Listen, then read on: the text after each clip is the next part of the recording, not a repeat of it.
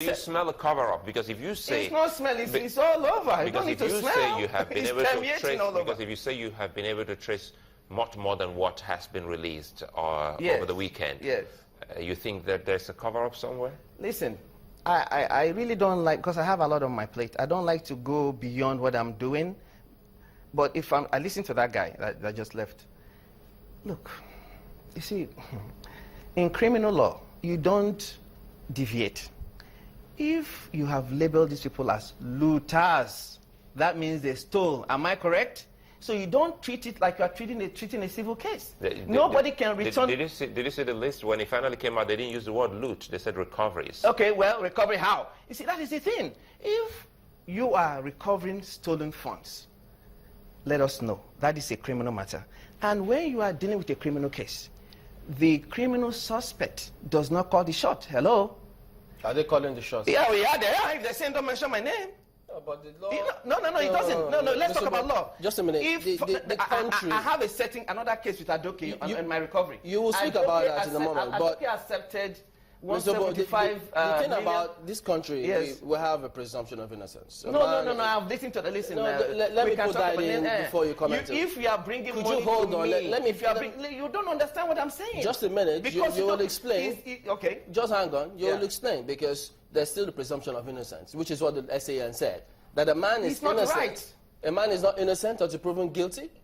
The presumption of innocence is there, but when you are now admitting your culpability, like he said, you see, he was contradicting himself. If you know criminal law, he talked about plea bargain. Now, first you look at how are these monies returned. If they are not charged criminally, if they came to you and said, oh, we have stolen money, but we want to return some. First, how do you determine the scope of what they stole? 1. 2, why would you accept such money without making them plead guilty legally? So you have now turned this a possible criminal case into a civil case. You understand what I'm saying? I want you to put this into perspective. A minute. I'll put this into perspective. Right. If someone is giving you money, maybe to do some kind of business, would you be asking the source? For instance, for those who got monies and they thought it was monies meant for campaign for the 2015 election, and they felt it was monies realized from maybe funds. I know exactly what you're saying. I blew the whistle on the man. So, if the money comes to you, for instance, now you're getting to hear that money was not actually from that source, and you return it, are you guilty? Yes, because if you have to maintain, listen to me. If you gave me money to say the PDP, let's be real precise here. Say Fani Kayode in Lagos has a known job let's ignore people real life. All right. Okay. Let's say because of some matters. Okay. Let's say Judge Uboh, I'm working for you legally. You send me money, and I'm able to document what I spend the money on. Now, law enforcement comes to arrest me. I will never return a dime. However, if, like in some cases, the money you sent me, there are some monies left in the account that I didn't use to execute what I'm supposed to execute, then they can get me. I hope you understand where we're going. You understand? So, but if I got the money from you to do a job you said I should do, I won't refund anything. The thing about all of this, if I understand what you're saying, are you saying then that we shouldn't presume them innocent? Who? Whoever. No, the presumption of innocence is grounded in criminal law. I'm not denying that. So what we are talking what's about your point exactly? My point is these ones that they said that you started by saying the people that were not named. Yeah. Okay, that is what I'm saying. Are we dealing with criminal case or civil case? Because they have criminal, of course, is different standard. So civil is different. What do you think should have been done? Thank you.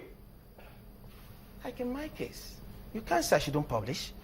If, say, an ex-minister on the run comes and says, look, I have 1 billion naira I want to return. You don't accept it without going through the criminal, procedure. Because you know why? Look at the case that Serap won against Okonjo-Iweala. You have people like us. We are love to get documents under the Freedom of Information Act. You still have the public interest. So if you received that money, you're out of government today. Another government comes and said, hey, we found this transaction you did. But I returned it to him. But the record is not there, or there was no formal way of... So, you don't look at the instant, you have to look at the totality of the circumstances here and what could happen.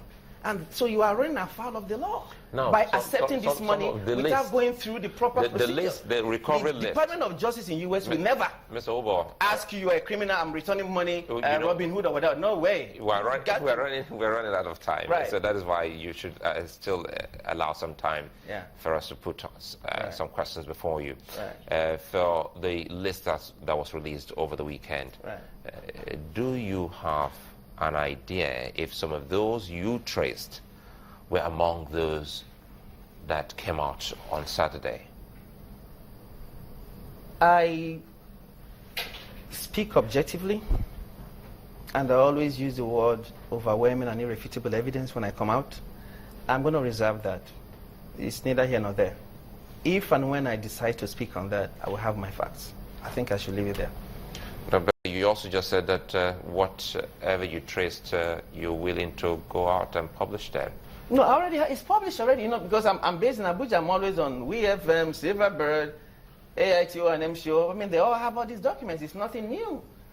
Because I have to make it public anyway, so that in case anybody runs into some form of duplication, they know this is Judge Uboh's work. Is it part of the agreement you had when you were contracted to publish those names when you traced them? I don't need to have any agreement. No, if they contracted it's public record. What are you talking about? If they contracted you, yes. Say, let's do this for us. Are you not going outside the scope, right, and submitted to them? I've submitted to them. You don't, because you have not seen it. I've submitted to them before. Not only did I submit to them, before I even went public, I wrote the AGF 3 letters, and the second one was a 7-day notice. The current AGF? Of course, it's the current AGF I'm working with. The second letter said, if you don't respond within 7 days, that means you have drawn the battle line. That was when I even went into the president and the media. I know the rule. I'm not going to just... I wrote him 3 letters, and he ignored the letters. The documents you used for your tracing, how did you get them? I can't disclose that to you. Okay, did you go based on the Freedom of Information? I can't disclose that to you. I thought you mentioned... Yeah, I can mention the way. That is my intellect. That is how I get my... No, it's like asking me, how did you get the 3 boxes of evidence against the FCC? That is my work. I've not asked you... You are blessed with your work. I'm blessed with, the gift I have to get these things. I've not asked you where you got them. Right. I'm asking, is it based on the Freedom of Information Act you got the documents? Now, you are particularizing it. I can't disclose that. Okay, let's put that on the other side. Okay. But based on what you've done, you said here that the federal government should have gone through the legal process before coming up with this list that they've decided to come out with. They didn't come up with it. What I'm saying is that from the anomaly here now, because it is an anomaly, you are going to have a lot of issues from the Freedom of Information Act, public interest, to future governments. So if you are going to treat this matter, and listen, I don't know what I may die tomorrow, but what I'm saying, someday people will say, Judge said this. You can't accept money from someone if it's quasi-criminal, as if you are doing a civil. If it's civil, when Michael Jackson settled the child abuse case, you can seal the document. But this is a criminal matter. You don't just say, okay, pay this money to this account.